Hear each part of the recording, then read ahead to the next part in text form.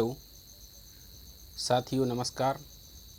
आज पुनः संतोष sir coaching classes में आपका स्वागत है। पिछली कक्षा में हमने कक्षा 10वीं गणित का अध्याय 4 वर्ग समीकरण या द्विघात समीकरण की परिभाषा, व्यापक रूप या मानक रूप और गुणनखंड विधि द्वारा हल करना पड़ा था। अब हम किसी भी समीकरण को सूत्र विधि द्वारा किस प्रकार से हल कर सकते हैं उसके बारे में हम पढ़ रहे हैं।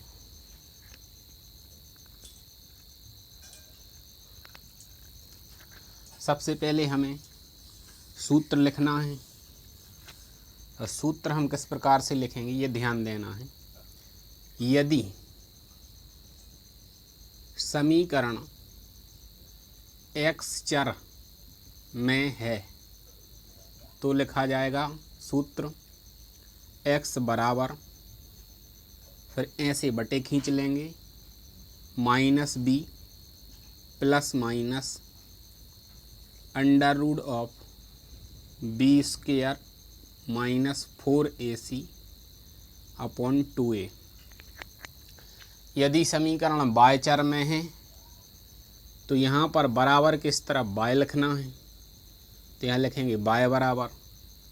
यदि समीकरण z चर में है तो हम यहाँ पर लिखेंगे z बराबर। अगर समीकरण s या t के फॉर्म में है, s या t के फॉर्म में है तो यहाँ पर हम s या t लिखेंगे। जो भी जिस चर में समीकरण होगा उसके बराबर में ये सूत्र हम लिखेंगे। तो हम ऐसा भी लिख सकते हैं x बाय z। अगर x होगा तो x लिखेंगे, y होगा तो y लिखेंगे, z होगा तो z लिखेंगे। इन तीनों में से जिस रूप में समीकरण होगा उस रूप में हम सूत्र को इस प्रकार से लिखेंगे। तो ये हो गया हमारा सूत्र। दूसरा काम है व्यापक समीकरण। व्यापक समीकरण भी हम उसी रूप में लिखेंगे जिस रूप में हमें समीकरण दिया होगा। सपोज मान के चलिए कि कोई समीकरण आपको x के फॉर्म में दिया है तो आपको इस व्यापक रूप का इस्तेमाल करना, उपयोग करना है। अगर y के फॉर्म में लिखा है तो आपको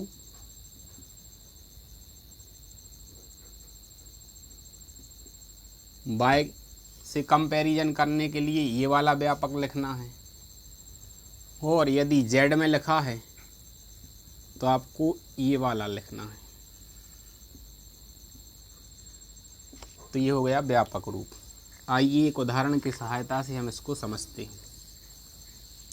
सूत्र विधि के लिए हमारे पास कोई एग्जाम्पल है x square plus 5x plus 6। इस समीकरण को हल करने में सबसे पहला काम होता है हमारा इस समीकरण की व्यापक समीकरण से तुलना करना। तो यहाँ पे हम करेंगे, यहाँ पर लिखेंगे दिए गए समीकरण की तुलना ax square plus bx plus c बराबर 0 से करने पर। अब हम यहाँ पर तुलना करके a का, b का और c का मान ज्ञात कर लेंगे। व्यापक समीकरण में x वर्ग का गुणांक है a और यहाँ पर x वर्ग का गुणांक कुछ नहीं है। इसका मतलब हुआ कि a का मान है 1, क्योंकि जब कोई गुणांक नहीं रहता तो उसका मान 1 होता है। ठीक उसी प्रकार x का गुणांक b है तो b, और यहाँ x का गुणांक कितना है 5, तो ये b का मान हो जाएगा 5। फिर c अकेला एक आपका अचर राशि होगी, वो काय का मान होता है c का। इस प्रकार हमने a, b और c के मान ज्ञात किए। अब हमें क्या करना है, सूत्र लगाना है। तो अब यहाँ पर बात आती है कि सूत्र किस प्रकार से लिखा जाएगा। तो यहाँ ध्यान देना है, हमारा जो समीकरण है वो x चर में है तो यहाँ पर हम x बराबर लिखेंगे -b, x बराबर -b plus minus under root of B square minus 4ac upon 2a। हमारे पास a का, b का और c का मान है, उन मानों को हम इस समीकरण में रख देंगे। आइए x इक्वल टू, ये बट्टे पहले खींच लेना है और ये बराबर के बीचों बीच से खींचना है। माइनस का चिन्ह है तो यहाँ माइनस लगा दिया। b का मान यहाँ पर देखिए आप कितना है 5, तो यहाँ 5 लिख देंगे। फिर प्लस माइनस है तो प्लस माइनस, रूट लगा है तो रूट लगा देंगे। फिर b का मान रखना है, b का मान है 5 और उस पर वर्ग लगा है तो वर्ग, -4 इंटू a का मान 1 इंटू c का मान 6 है, सॉरी c का मान है 6, तो यहाँ पर हम लिख देंगे 6। 2 गुणित a का मान है 1, ये हमने रख दिया। इतना करने के बाद इसको सॉल्व करते हैं थोड़ा सा और, तो आ जाएगा x बराबर माइनस का 5 तो रहेगा ही आपका, प्लस माइनस रूट के अंदर 5 का वर्ग 25 माइनस इनका गुणा कर लेंगे। 6 का 1 में 6 एकम 6 और 6 का 4 में 6 चौके 24 और 2 का 1 का गुणा करेंगे तो हो जाएगा हमारा 2 एकम 2। इसके आगे और हल करते हैं। x बराबर -5 प्लस माइनस रूट ऑफ, आप देख रहे हैं ये 25 है धन का और ये 24 ऋण का है, घटा देंगे तो यहाँ पर बचेगा 1 बटे होता है 2। x बराबर -5 प्लस माइनस 1 का वर्गमूल होता है 1 बटे 2।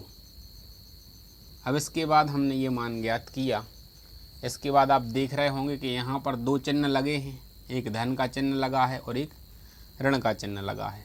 तो एक बार धन का चिन्ह लेके हम x का मान ज्ञात करेंगे, उससे एक मान ज्ञात हो जाएगा, और दूसरी बार माइनस का चिन्ह लेके हल करेंगे। तो पहले लिख लेंगे हम धन चिन्ह लेने पर, तो आ जाएगा हमारा x बराबर माइनस का 5 प्लस का 1 बटे 2। x बराबर, यहाँ प्लस लेना है तो सिर्फ प्लस का चिन्ह लगाएंगे। अब क्या करना है, 5 में ये 5 ऋण का है और ये धन का है तो घटा देंगे, तो यहाँ बच जाएगा माइनस का 4 बटे 2। x बराबर -4 में 2 से भाग देंगे तो 2 बार जाएगा और माइनस चिन्ह है तो माइनस आएगा। इसके बाद हम ऋण चिन्ह लेके एक मान और ज्ञात करते हैं। तो यहाँ पे हम लिख लेंगे ऋण चिन्ह लेने पर, और यही वाली इक्वेशन हम यहाँ से यहाँ पे लिख लेंगे। x बराबर माइनस का 5 और ऋण चिन्ह ले रहा है तो यहाँ भी ऋण आएगा और बटे आ जाएगा 2। ऋण ऋण की संख्याएं हैं, दोनों जुड़ जाएंगी तो ये हो जाएंगी जुड़ के माइनस का 6 बटे 2। 6 में 2 से भाग देंगे तो 3 बार आएगा और ऋण चिन्ह पहले से था। इस प्रकार से x के 2 मान ज्ञात होगा, x बराबर -3 और x बराबर -2। इन दोनों मानों में से किसी एक मान को रख के हम सत्यापन भी कर लेंगे हमने जो हल किया है वो सही है या गलत है। तो हमारा समीकरण था x² प्लस 5x प्लस 6। माना कि हमने x बराबर -2 रखा है इस इक्वेशन में, तो यहाँ पे आ जाएगा -2 का वर्ग 5 गुणित -2 प्लस 6 बराबर 0। 2 का वर्ग होता है 4 और ऋण का वर्ग होता है धन, तो ये हो जाएगा 4 धन 5 दूनी 10। ये धन है, ये ऋण है, ये धन है, तो यहाँ पर क्या आ जाएगा ऋण 10 और धन 6 बराबर 0। ये धन का तो हमने जोड़ लिया, तो ये हो गया धन और ये हो गया माइनस का 10 बराबर 0। ये माइनस का और ये प्लस का आपस में घटाने पर 0 हो जाएगा, तो 0 बराबर 0। इस प्रकार हम कह सकते हैं कि जो हमने मान ज्ञात किए हैं वो हमारे सही हैं। साथियों वीडियो को अधिक से अधिक शेयर करें, लाइक करें, कमेंट करें। धन्यवाद।